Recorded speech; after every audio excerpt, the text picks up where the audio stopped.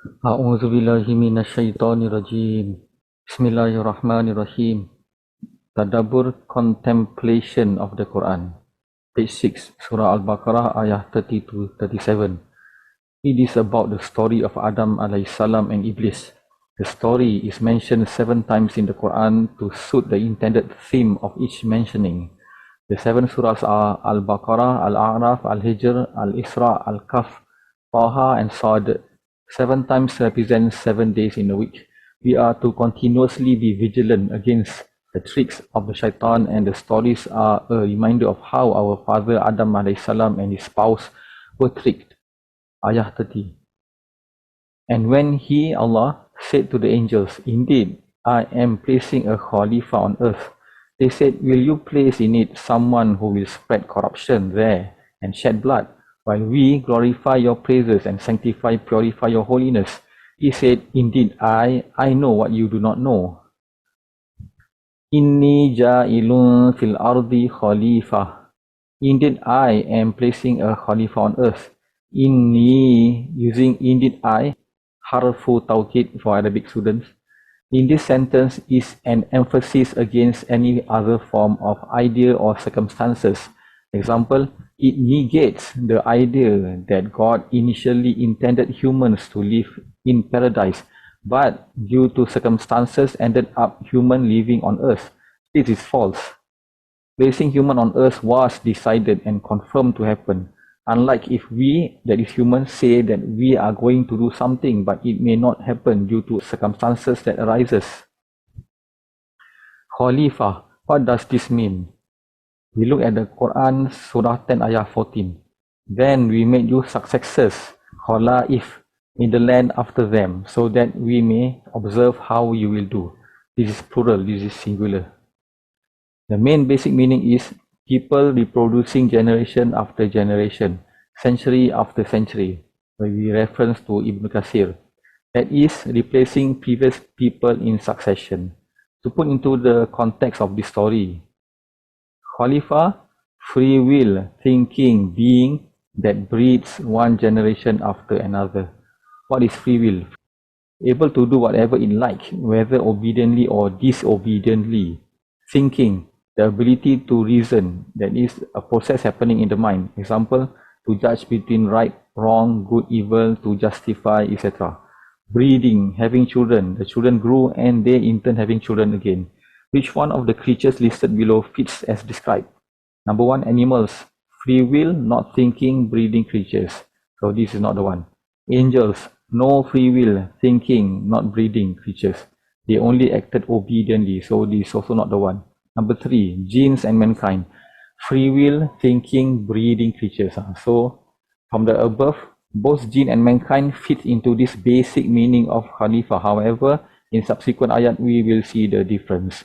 What Allah meant in this ayah as Khalifa is mankind. The evidence is in the next ayah when Adam alayhi salam is mentioned. Some translated Khalifa as the vicegerent on earth, as in Yusuf Ali and Al-Mawdudi translations. What is the definition of a vicegerent? A person who is chosen to represent a ruler with authority. Example, he now ruled over parts of the kingdom as the king's vicegerent. The king entrusted his kingdom to his vicegerent. The king has no control of the faraway lands, hence he appointed vicegerents who have authority over the people. Vicegerent is not a good translation for Khalifa. Some may misunderstood that Muslims need to establish authority and trusted to rule and control over all nations, which is not the intended meaning of this ayah. Khalifa is humanity as a whole, represented by Adam alayhi salam as the first human. It is not about any particular group of people. The mainstream understanding is of Ibn Kathir, that is, in simple layman term, will be one that breeds. Defining the meaning of Khalifa based on the context of the story of Adam alayhi salam and Iblis, that is free will, thinking, breeding creatures to manage the earth. Example, a farmer manages his farmland and is responsible for the well-being of the farmland. A father manages his family, and so on. What is needed by this Khalifa to manage the earth? Subsequent ayat will reveal the answer. We look again at the sentence. Indeed, I am going to place a Khalifa on earth.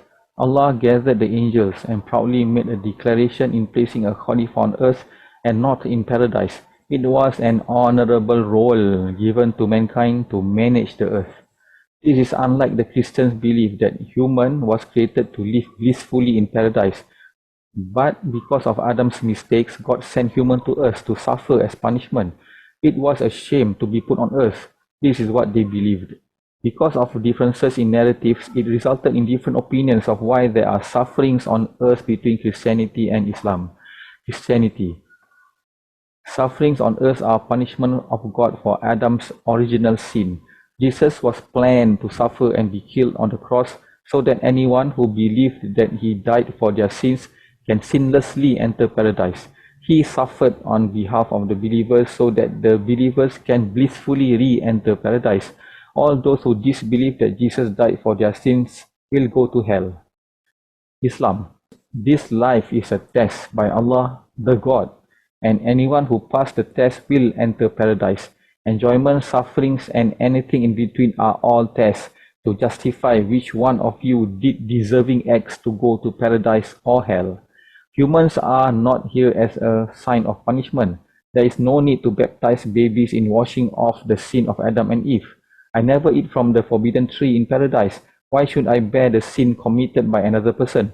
Allah already decided to create humans to populate the earth. The story of Adam a.s. was a lesson for his progeny to contemplate. Tadabbur. Proceeding with the story. Qalu ataj'alu fiha man yufsidu fiha wa yasfiku dima wa nahnu nusabbihu bihamdika wa nuqaddisu lak. They said, will you place in it, the earth, someone who will spread corruption there and shed blood, while we glorify your praises and sanctify, purify your holiness?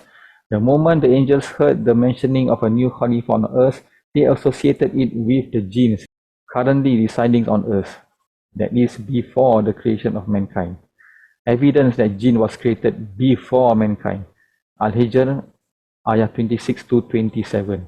We created man from sounding clay, from mud molded into shape, and the jinn race we had created before, from the fire of a scorching wind. The angels were wondering why would Allah create another breathing creature on earth. Evidences that the jinn are residing on earth alongside humans, that is, when humans has populated the earth. There are many, but we just list two of them. Surah Al-Jinn, ayah 1. Say, it has been revealed to me that a group of jinn listened to this Quran recitation. They said, verily, we have heard a wonderful recitation. The jinn must be near the Prophet ﷺ to hear the recitation. In Sahih Muslim, the hadith, he, the Holy Prophet, said, there came to me an inviter on behalf of the jinn, and I went along with him and recited to them the Quran. He, the narrator, said, he, the Prophet ﷺ, then went along with us and showed us their traces and traces of their embers. Additional understanding. Ghosts are not spirit of dead humans. Ghosts are jinns. In our modern era, via modern technology, there are many proven incidents of the existence of ghosts on earth. Now we focus on the angels. They said, will you place in it, the earth, someone who will spread corruption there and shed blood while we glorify your praises and sanctify, purify your holiness?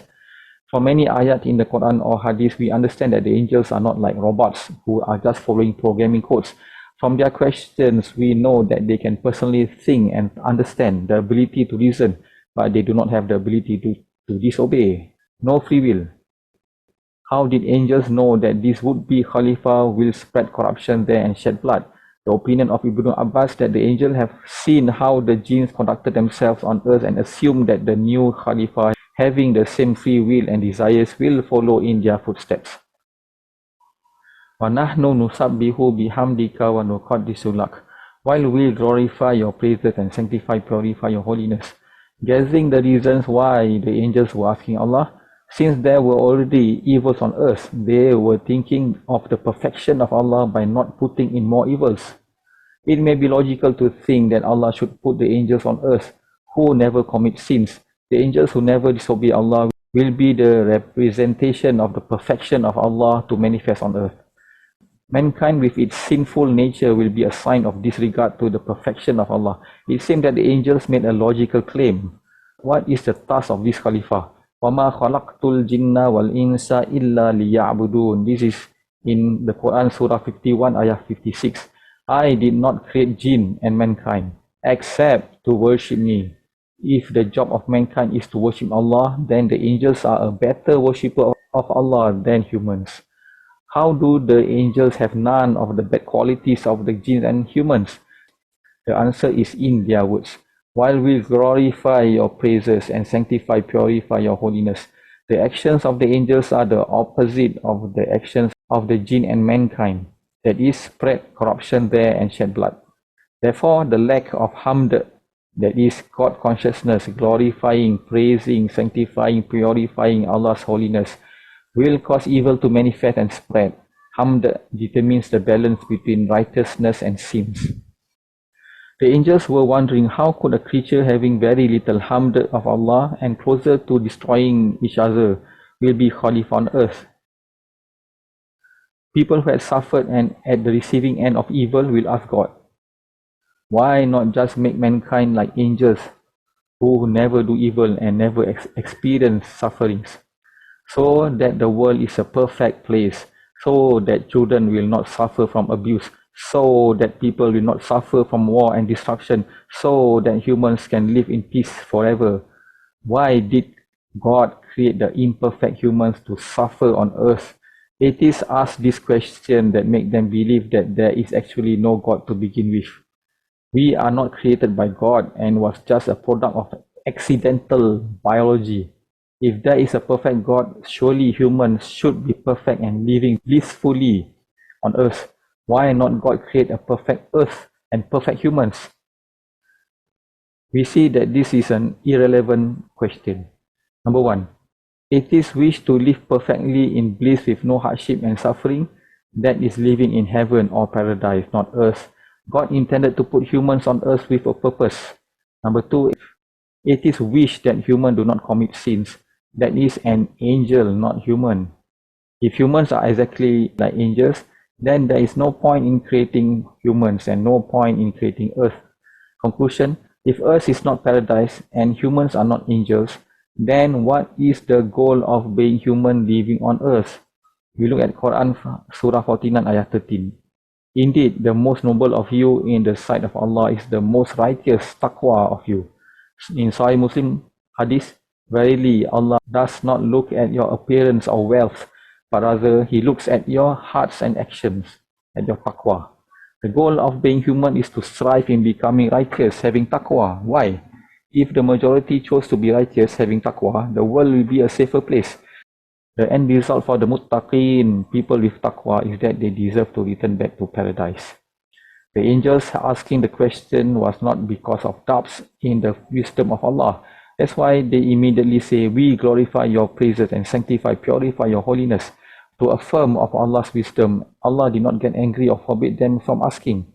Tadabbur. In our context, when a non-Muslim, a young child or a fresh revert asks you questions that may seem like they are having doubts in the religion, we are not to get angry or forbid them from asking.